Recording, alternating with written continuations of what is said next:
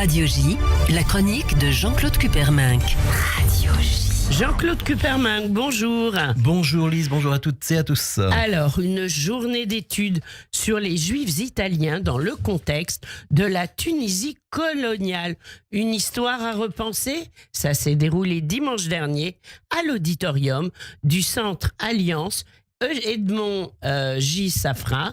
Qui l'a organisé, Jean-Claude? Alors, c'était une jolie collaboration, justement, entre, d'une part, la Société d'histoire des Juifs de Tunisie, fondée et dirigée par Claude Nataf, Oui. qui s'occupe depuis des années maintenant de l'histoire des Juifs en Tunisie, la Commission française des archives juives, présidée par Valérie Hassan, qui publie la revue Archives juives, qui s'est beaucoup occupée aussi des Juifs de l'ère française, entre guillemets, donc ce qui inclut la Tunisie, et puis l'Alliance israélite universelle, avec sa bibliothèque et leur politis, qui possède des fonds d'archives et de livres concernant la Tunisie qui sont vraiment très importants.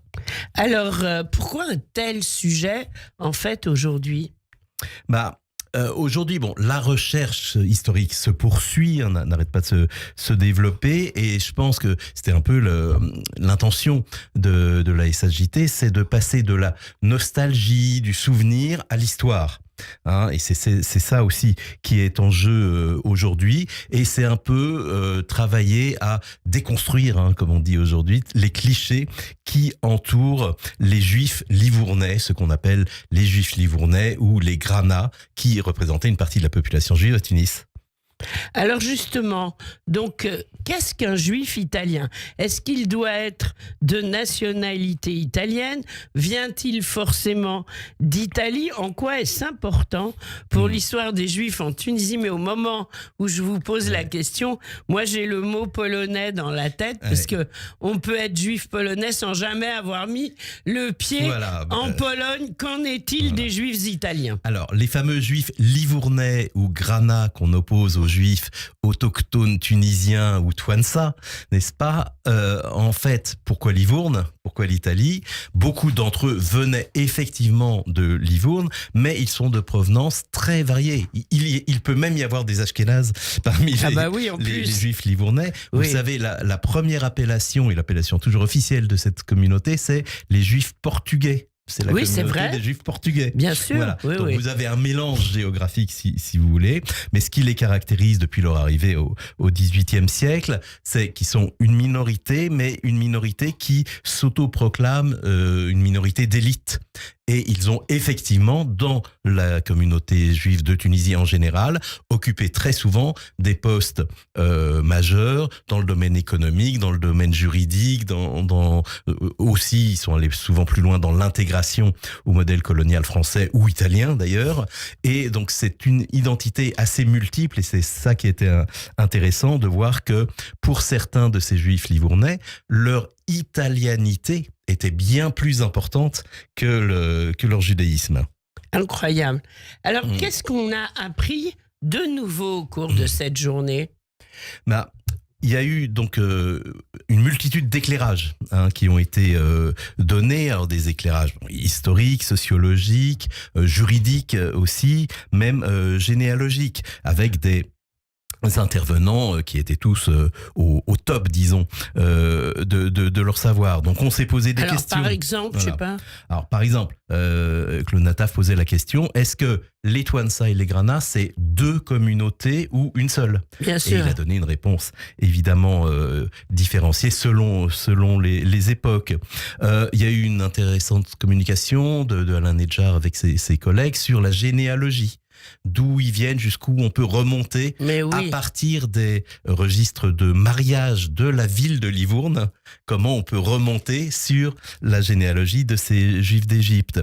Il y a eu l'idée, Jessica Marglin, une américaine, a parlé de la notion de citoyenneté, en fait, qui s'applique pas vraiment quand on est dans la Tunisie du Bey et puis ensuite dans la Tunisie coloniale.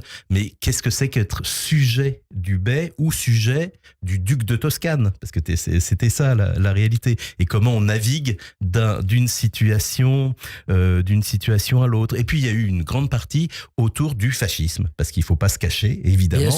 Ces Juifs italiens dont beaucoup revendiquaient leur appartenance primaire à l'Italie, eh bien, à partir de 1922, ils étaient mêlés, comme toute la population italienne, à cette menace pour certains ou chance pour d'autres du fascisme italien. Et donc, on a eu Marianne Tarbonucci a dirigé Martino Pizzi et Michele Sarfati, un Italien délicieux du centre de documentation de Milan, qui nous ont expliqué un peu de l'intérieur comment s'est passé leur rapport au fascisme. Effectivement, il y a eu des adhésions réelles au fascisme, des adhésions parfois pragmatiques et un peu de résistance, mais finalement pas tant que ça.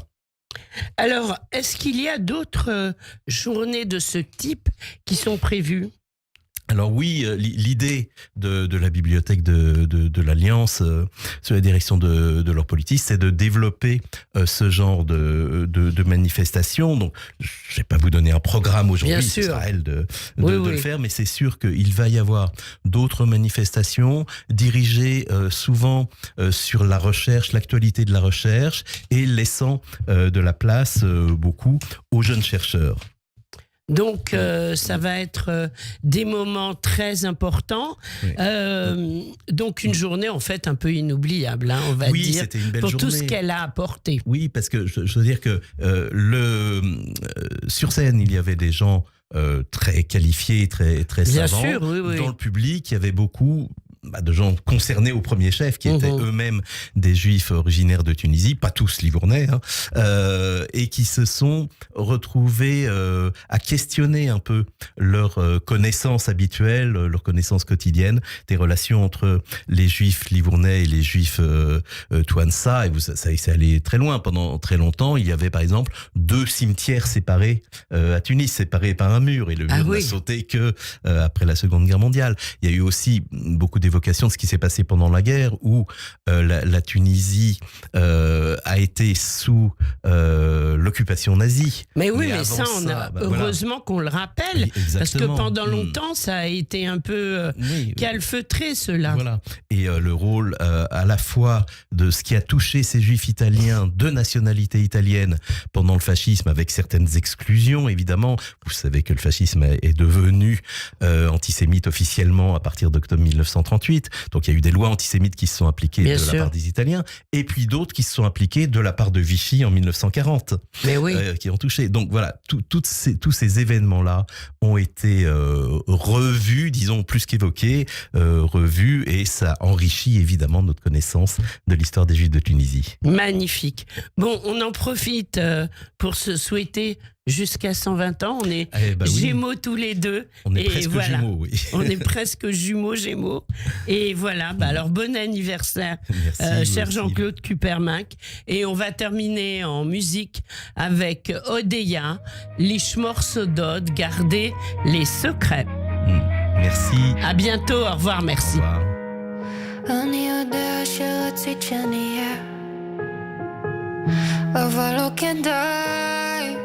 את יודעת שאני לא טועה לא הלב שלך ולא החיים לא למות עליי כבר הזהירו אותך 1000 נשים אם את יודעת לשמור סודות בלי שהלב יעשה קולות טוב שיהיו לך ידידים יש לי 200 ידידות אם את רוצה לעשות חיים את עדינה וכולם חיות שבי שבבוקר שוכחים ולך תדברי עם הקירות